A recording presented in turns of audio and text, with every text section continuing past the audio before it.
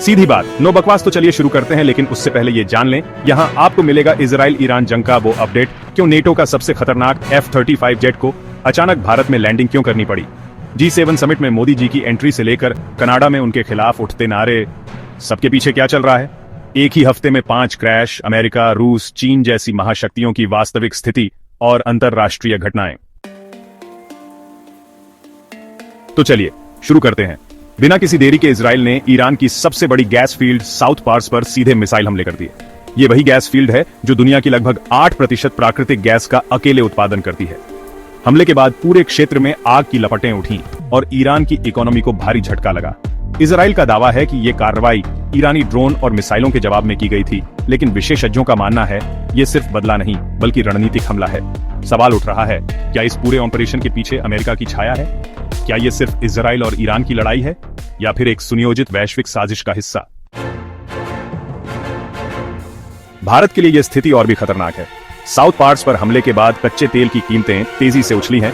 International market में $105 प्रति barrel को पार कर चुकी है। अगर यही रफ्तार जारी रही तो भारत में पेट्रोल और डीजल 15 रुपए प्रति लीटर तक और बढ़ सकते हैं। सिर्फ इतना ही नहीं, भारत की विदेशी मुद्रा भंडार, महंगाई और रुपये की स्थिति पर भी इसका गहरा असर पड़ सकता है। क्या अब भारत को रणनीतिक रूप से किसी एक पक्ष का साथ देना पड़ेगा? क्या यह भारत के न्यूट्रल डिप्लोमेसी की परीक्षा की घड़ी है? और सबसे बड़ा सवाल, अगर यह युद्ध और फैला तो क्या एशिया की शांति भी अब खतरे में है? लेकिन अब सवाल यह है कि भारत ने इजराइल की आलोचना से मुंह क्यों मोड़ा? क्या हम अब अमेरिका इजराइल ब्लॉक के स्थायी साथी बन चुके हैं? तो चाहिए देखते हैं क्या है सच। दरअसल इन धमाकों के शोर में जो सबसे रहस्यमयी चीज थी वो थी भारत की चुप्पी। शंघाई सहयोग संगठन की आपात बैठक में जब चीन, रूस और पाकिस्तान जैसे देश खुलकर इजराइल के इस हमले की आलोचना कर रहे थे, तब भारत ने क्या किया? भारत ने ना तो इजराइल का नाम लिया, ना ही ईरान के खिलाफ कोई बयान दिया। बस एक सामान्य शांति की अपील, न समर्थन न विरोध। यह वही भारत है जिसने सालों तक स्ट्रेटेजिक न्यूट्रलिटी को अपना धर्म बनाया, लेकिन इस बार अंतरराष्ट्रीय एक्सपर्ट्स हैरान हैं। क्या यह चुप्पी वास्तव में अमेरिका और इजराइल के साथ खड़े होने का संकेत है? क्या भारत अब साफ तौर पर पश्चिमी गुट की ओर झुक चुका है? कुछ रिपोर्ट्स का दावा है कि हाल ही में भारत और अमेरिका के बीच एक्सीलेंट डिफेंस प्रोटोकॉल साइन हुआ है, जिसमें वेस्ट एशिया की परिस्थितियों पर साझा निर्णय की बात की गई है। तो क्या ये इसलिए हुआ कि भारत अब खुलकर इजराइल की कार्रवाई के खिलाफ नहीं बोल सकता? एक और बड़ी खबर सामने आई, यूके का F-35 लड़ाकू विमान भारत में इमरजेंसी लैंडिंग, और ठीक ऐसे समय में जब इजराइल ईरान युद्ध वैश्विक तनाव की सीमा को पार कर चुका है। एक और चौंकाने वाली घटना ने सबको हैरान कर दिया। ब्रिटेन का सबसे आधुनिक और खतरनाक लड़ाकू विमान F-35 लाइटनिंग भारत की धरती पर अचानक उतरता है। आधिकारिक बयान में कहा गया कि विमान में फ्यूल मैलफंक्शन हुआ था, इसलिए केरल में इमरजेंसी लैंडिंग कराई गई। लेकिन सवाल ये है, क्या वाकई ये सिर्फ एक तकनीकी खराबी थी या फिर इसके पीछे कोई बहुत बड़ा खुफिया एजेंडा छिपा है? सोचिए, एक नेटो लड़ाकू विमान जिसकी हर उड़ान हाईली क्लासिफाइड होती है, वो भारत में कैसे उतर सकता है, वो भी बिना पहले से क्लियरेंस के? क्या G7 समिट से पहले ये कोई कोवर्ट सिग्नल था, या फिर भारत और ब्रिटेन के बीच कोई गुप्त सैन्य साझेदारी शुरू हो चुकी है जो अब सार्वजनिक हो रही है? ब्रिटिश रक्षा मंत्रालय ने चुप्पी साध रखी है और भारत की तरफ से भी कोई बड़ा खुलासा नहीं हुआ। तो फिर इस खामोशी में ऐसा क्या छिपा है जो पूरी दुनिया से छिपाया जा रहा है?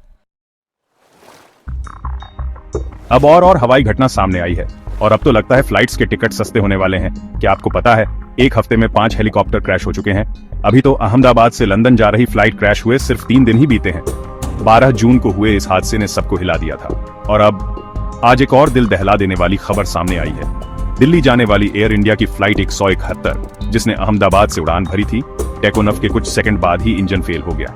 जान बच गई, लेकिन सवाल छोड़ गया, क्या यह सिर्फ इत्तेफाक है? डर के माहौल में केदारनाथ से एक और चौंकाने वाली घटना आई, जहां यात्रा मार्ग पर एक और हेलीकॉप्टर क्रैश हो गया। ये इस रूट पर 5वां हादसा है।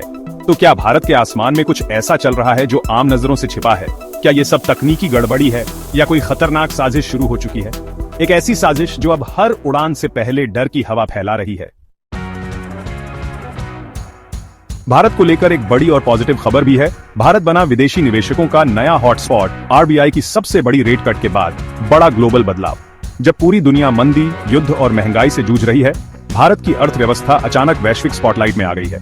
RBI ने हाल ही में ब्याज दरों में इतिहास की सबसे बड़ी कटौती की है। रिपो रेट को इतना नीचे लाया गया है कि इससे न सिर्फ बिजनेस क्रेडिट सस्ता हुआ है, बल्कि विदेशी निवेशकों के लिए भारत एक नया मैग्नेट बन चुका है।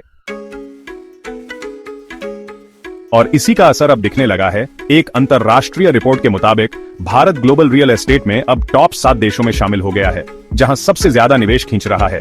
दुबई, शंघाई, लंदन, न्यूयॉर्क के साथ अब मुंबई और बेंगलुरु को भी प्राइम इन्वेस्टमेंट जोन माना जा रहा है। तो क्या ये वही पल है जब भारत दुनिया के सामने अगली चीन लेवल इकोनॉमी बनने की ओर पहला ठोस कदम रख रहा है? क्या इस बदलाव के बाद अब वैश्विक सप्लाई चेन भारत की ओर मुड़ने वाली है? और सबसे बड़ा सवाल, क्या भारत की ये तेजी कहीं किसी बड़े जियोपॉलिटिकल ब्लॉक शिफ्ट का इशारा है? और इन सब के बीच भारत के लिए एक बड़ी खुशखबरी भी है। क्या आपको पता है, G7 समिट में अब मोदी जी की एंट्री हो चुकी है। लेकिन इसी के साथ एक दुखद और परेशान करने वाली खबर भी सामने आई है, कनाडा से। जहां एक तरफ G7 समिट में भारत की मौजूदगी को लेकर ग्लोबल मीडिया में तारीफ हो रही है, वहीं दूसरी ओर कनाडा में एक बार फिर माहौल तनावपूर्ण होता दिख रहा है। कुछ दिन पहले तक सब कुछ शांत था, लेकिन अचानक सिख समुदाय के एक हिस्से में विरोध की लहर उठी है।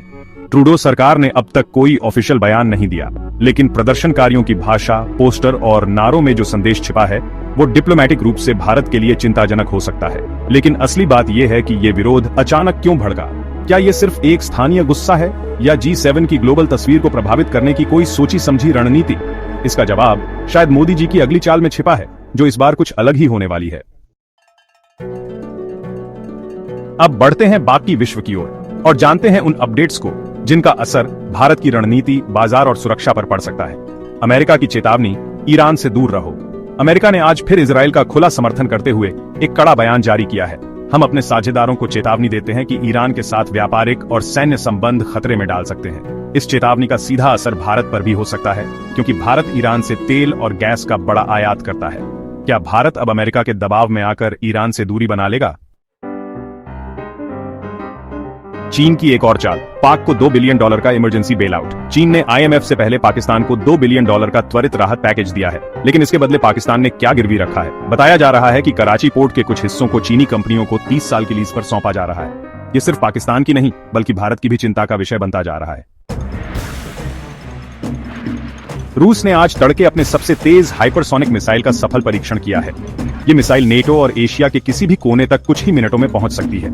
भारतीय रक्षा विशेषज्ञों का मानना है कि अगर रूस अपने तकनीकी हथियार भारत को ट्रांसफर करता है, तो भारत रूस सामरिक साझेदारी और मजबूत हो सकती है।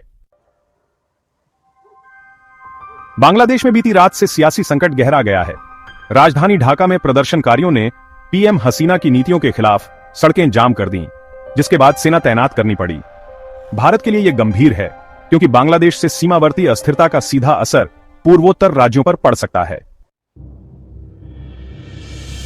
जापान ने चीन की आक्रामक गतिविधियों को देखते हुए ओकिनावा और ताइवान सीमा के पास बड़े पैमाने पर युद्धाभ्यास शुरू कर दिए हैं। विशेषज्ञ मानते हैं कि एशिया में तनाव बढ़ने की स्थिति में भारत जापान रक्षा गठबंधन और भी मजबूत हो सकता है।